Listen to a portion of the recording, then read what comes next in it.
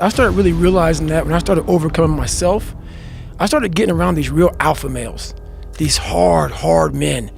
And I always put people way above me when I was growing up. Like, my God, they had to have a lot more than me to get to where they're at. And a lot of them did. But once you get around the best of the best of the best people, you can kind of start breaking them down and realizing, man, you're just as fucked up as me. Like, we all have, but all you did was you hit it better. Your upbringing, your mom and dad, your society, the way you were raised, it hit it better than mine. You know, I can't hide. But I started realizing just because I look different than you, a lot of you motherfuckers can't hide either. So it started giving me courage through watching people that we all have a story. We all have a jacked up life in one way or another. Some of us don't have the guts to talk about it though. And that's where I found the guts to talk about mine. It doesn't matter what your social status is. It doesn't matter how people perceive you. When it comes down to how long can you stay in that pool, when it comes down to how far can you run, when it comes down to how much can you push yourself past the part where you want to quit, how far can you keep going? There's a purity in that it dissolves social order, all that bullshit, what people think about you goes out the window. It's who are you right now? That's right. Who are you right now? That's a true statement, man. And I look at it as psychological warfare. And that's where I started learning that life is one big psychological warfare that you play on yourself. You play on yourself, man. The most important conversation I ever had is with myself. And the shit I was telling myself was so fucked up, it was so wrong, it was so misguided. And other people start to write that dialogue for you also. And it starts to be what you say to yourself every single day. And I started creating a whole nother warfare. A whole nother battle started becoming. I was like, oh, hang on a second, Goggins. You have these tools. You have these tools. Your life was basically the perfect grounds for training for where you need to go in your life. All the beatings, all the bullying, all the, you going through learning disabilities, all the struggles. It was the absolute perfect training ground for you to go to where you need to go. And that's how I started looking at my life versus woe is me. It was, God just hooked you right the fuck up. He hooked you right up, man, with the perfect place. You were training for the first 18, 19, 20, you were training for this stuff, man. You have the advantage of everybody else versus, my God, they're so above me. They came from a great family. Mom and dad love them. They didn't have to learn, they didn't stutter, they didn't struggle. No, man, your struggle is what made you who you are now. I started being a master of what I was scared of. I was scared of my mind. And I became literally a master of that mind. And that's what from now on, it sets me apart from most people. I started diving into that. I used to look at my life from a different vantage point.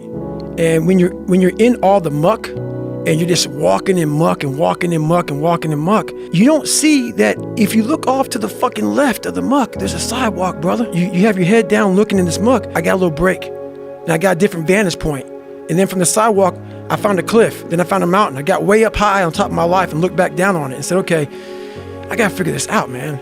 I'm not going anywhere. I wanted people to like me. I wanted to be accepted in some society of life, some social society. And I was like, man, this isn't the right way. I messed up here, I messed up here, I messed up everywhere. And so I realized the worst thing that happened to me is I lost myself. I never had myself, I never found myself. I had no self-esteem. So I knew through working out and through learning, because it took a lot for me to learn also, I started finding self-esteem. Once I found that, that's when doors started opening up. I stopped caring about people, that what they thought, being judged. Wow, if I say this, if I started right now, are you gonna make fun of me? I stopped caring about that. And that's when my life started really changing for me.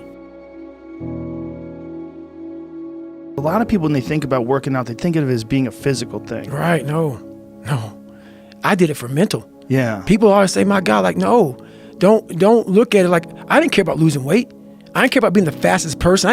I wasn't making the Olympics. I wasn't going to pros. I could barely read and write when I was in a junior in high school. I wasn't going anywhere. I saw working out as a way for me to build calluses on my mind. I always equated training to mental toughening. It always looked brutal. People waking up early and doing all these things, and it looked horrible. I was like, wow, man, I gotta start doing that. Not to get better, bigger, and stronger, but that is what's gonna build me. That looks uncomfortable. That looks brutal. And getting up early, I don't wanna do that. So I made this long list of things that I don't wanna do. And through that, I found myself. So I started seeing myself very differently than the average human being. I was like, hang on a second. I have something they don't have. And that's when I started to develop these things through working out. It was this great, never-ending work ethic. And through work ethic, I developed self-esteem. So I started realizing, man, I got to start facing the struggle, and I got to be mentally strong for the struggle. So that's why I started coming up with, like, I'm training for life. Mentally, I'm training for life. I'm not training for, like, to lift 400 pounds. Is that through this, through discipline, through self-discipline, through repetition, through tons of repetition of the same thing that you don't want to do. And that's the key thing. Through repetition of things you don't want to do, you develop mental, like an armor for your mind. I wasn't a real smart kid growing up, but I had this crazy voice in my head saying, over there is where the fucking answers are. And I didn't want to listen to it because over there was pain. Over there was me looking in the mirror. Over there was me being accountable for all these things that went through my life. Even though people put them on me, it's now mine to own. And I didn't want to go over there by myself, but I had to. And this voice was guiding me there. It's God, whatever you want to call it. But that's what it was in me. I was off, man. I was a clown. I'm like, you motherfuckers have no idea who I am, where I've come from to get here today.